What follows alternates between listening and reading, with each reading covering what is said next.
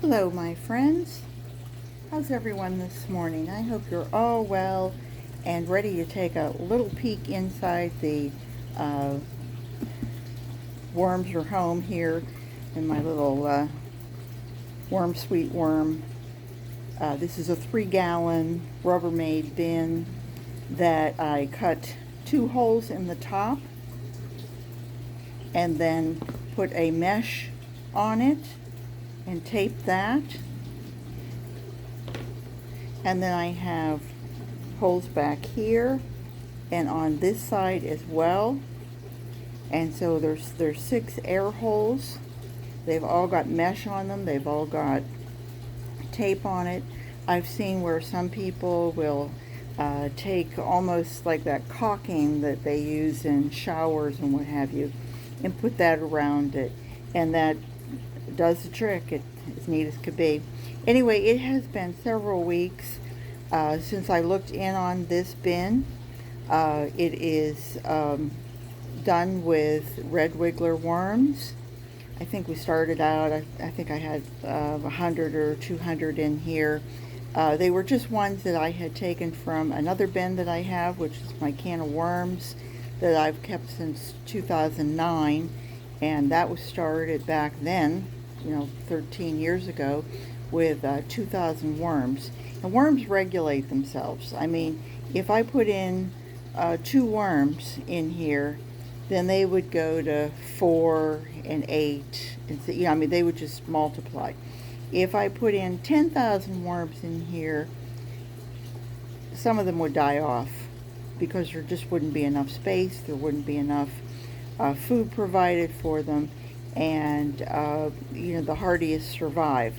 So learning how many worms you can have in your bin and how they will multiply is as important as learning how to take care of them, and etc. etc. Once they max out, then you kind of want to separate them and start new bins. But anyway, I just wanted to look in on this one. It's actually been 7 weeks since I was in here, and I did have paper on the top of it. They were coffee filters, and you can see that they've eaten most of it. There was some shred in here, and I think most of that is gone. And you can see that it looks almost like castings are ready. We're going to do a little dive in here, and there's loads of coffee grounds. It's a shredded paper, coffee grounds, cornmeal, Quaker's oats that were pulverized. We use eggshell as for their grit. Let's see, what else? Anything else? Oh, and strawberry tops and banana peels. I think that was what I fed them the last time. I want to reach over here and grab my food and stuff so I'm ready. But let's just do a deep dive here and see what we've got. I see somebody right away.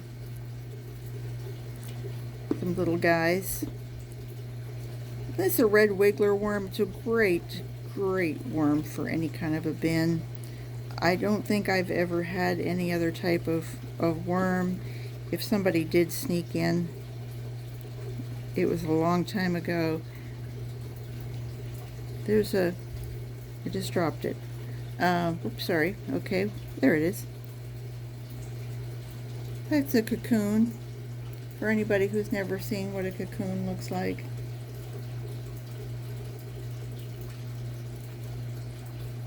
Tiny little thing. It's not really round. It's got kind of like a little pinch at the end. And as they get more mature, they darken. There's anywhere between 1 and 4 worms in there. I've personally never had one birth here in my hand, but I have seen it online, and it's really interesting. I mean, it's fascinating. Oh, there are lots of worms in here.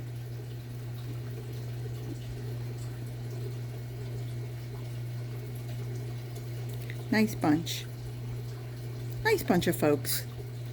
And you can see those little yellow tails. And these castings look like they're really, like they're ready.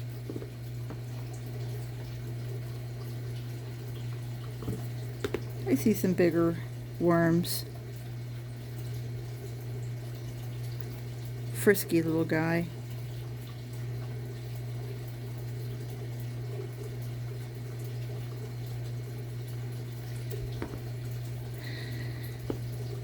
This bin could go a little longer. It's not up to the line yet.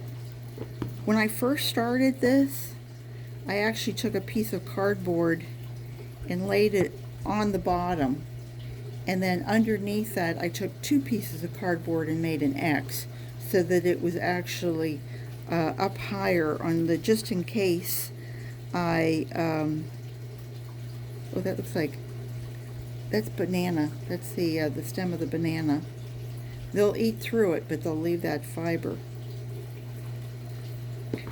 You know, it's 13 years. It's been a really good learning experience as to what worms will eat and what they won't eat. I think you can see there's quite a few. But they don't seem to be congregated anywhere. They just seem to be throughout. Lovely, lovely. This has been such a wonderful hobby. I first started doing this. There's a little piece of cardboard that I'm just pulling apart. But I first started doing this. Our last pet died, and my husband wanted to travel, and I said, well, I can't go in a house without pets, so we're going to get worms. And of course he looked at me like I was insane. Probably was. And we went out to a worm farm about an hour or so from here, and I mean, it was huge. There were Quonset huts that they had table after table after table of raised beds that had you know, there was probably well over 1 million worms in there, and that's not an exaggeration. And I told the gentleman who was going to sell them to us, if you put a worm in my hand and I don't scream, I think I've got this. If I scream, then just send me back to my car and I'll find another pet. Well, I didn't scream. As a matter of fact, I thought, isn't that the coolest little tickle? And that was all she wrote. I bought a can of worms from him, which the company is from Australia, and it's a 3-level system that has a drain at the bottom, has a well at the bottom, and then it has a drain on it. And if you're interested, you can look at, I have a playlist on it. And I have been getting castings from them since probably 2 months, 3 months after I bought it and started feeding them. And it sits right off my kitchen. There's never been a problem with it. And I just love it. I feel like I have lessened my, as they say, carbon footprint, which nobody was really using 13 years ago. You weren't hearing it like you're hearing it in today's lingo. Anyway, I'm going to go ahead now, and I could take them all out and harvest some of this, but I'm not going to yet because I'm very lazy today. I don't feel like it. And you should always get to do what you feel like. Well, most times anyway. Or if you're retired, like I am.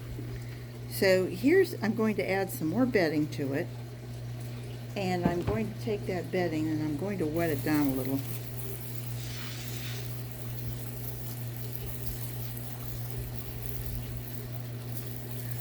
And they are really going to appreciate that extra moisture. Now, you know, worms don't want it real wet, but they don't want it real dry either. It's kind of like Goldilocks came to visit, and you've got to figure out how Goldie likes it. So we're going to give them a little bit of extra. And this paper is not, because it's kind of glossy on one side, it'll take a while for it to totally absorb. And then I'm going to, I have a nice amount here of, this is bananas that were frozen. There's a few strawberry tops in there too. Let's give it all to them, because I know I always say, oh, I'll be back next week, and then life gets in the way. And so may I add that they are the perfect pets. I mean, you can go on vacation for a month and come back, and they're going to be waiting for you. And they're going to go, ooh, what did you bring me? What did you bring me? Imagine buying t-shirts for all of them. This is just a little cornmeal. And it was coarse ground. And I thought, what the heck? We'll give it to them. And this is eggshell. And the eggshell is for their gizzard. It helps them to digest things. It's like having a kid who doesn't want to eat his beans, and so he keeps taking them and rubbing them around and around and around his plate. Eventually they get soft and they become mushy. And this is coffee grounds. Now the coffee has already been made, so these are the after coffee grounds. Takes all that caffeine out of it. It's great for it. It's great for your garden. Wonderful, wonderful, wonderful. So that was a pound, about a half a pound of them actually. And I'm going to add just a little bit more wet to it.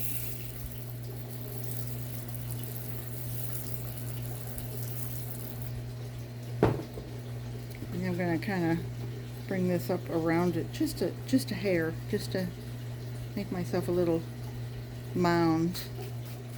And that, my friends, is how we do it. And so this is the last day of June. If I waited till the last day of July, I think I could come back and they would be fine. But hopefully I will have more scraps for them and other things before then. This little guy who's made it to the top, let's send him back down. And then you will come back and see again. And hopefully the next time maybe I can do a harvesting of castings. So we'll put our lid back on. Now I could take a paper or something, which I don't have anything right here now, but I could take some, I've used coffee filters, that I had and I've already used, and instead of you throwing them away, everything you can think of can go back in here. And if you put it in here, it doesn't go to a landfill. And then once it turns back into castings, then it can go back out into your garden. And you can have, let me just take my gloves off here.